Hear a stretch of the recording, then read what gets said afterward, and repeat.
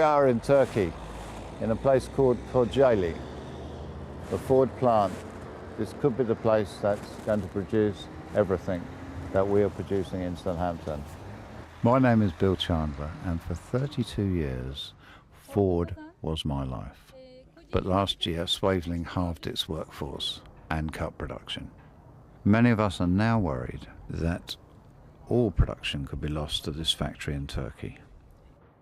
For years in Southampton, we only thought of Turkish workers as the competition. But now I've finally been able to meet them face to face. Welcome. My name is Müzeyyen Can. My name's Bill. Müzeyyen Can. Buyurun. The museum works at the Turkish plant with her husband. Their wage not only supports their family, but also allows them to invest in a second home. Çoğu işçi olarak kendi sınıfımın. It's a very good income in Turkey. I don't know about lawyers and engineers, but for a labourer in Turkey, it is a very good income.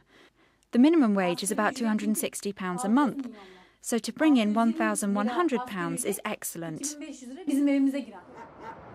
I was quite shocked at the levels of poverty here. I didn't just see young children at school, but also working on the street. But despite the many miles of differences between us, it seems that Turkish workers share the same fears we have in Southampton.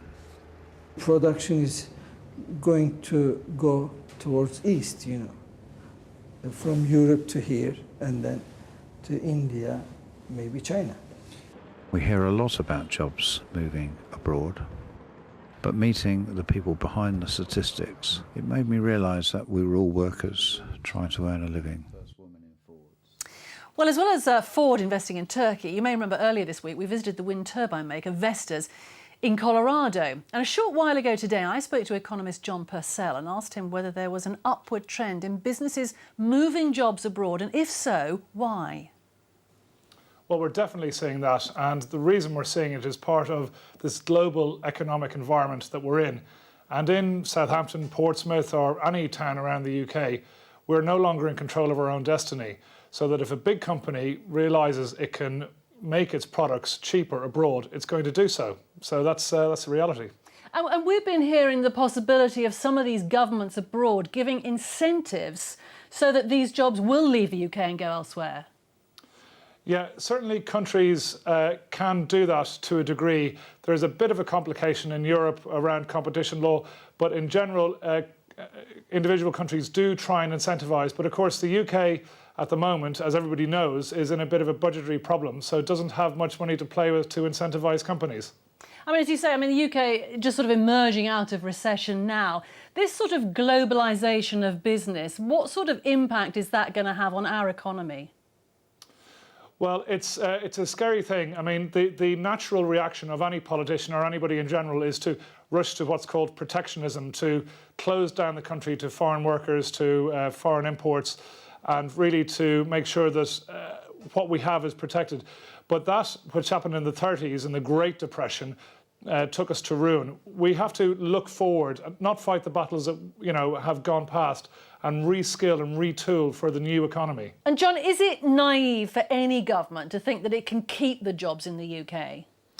It is. It's really terribly naive. I mean, obviously we're in the countdown to an election, and governments would like to give the impression that they can control great economic forces and companies.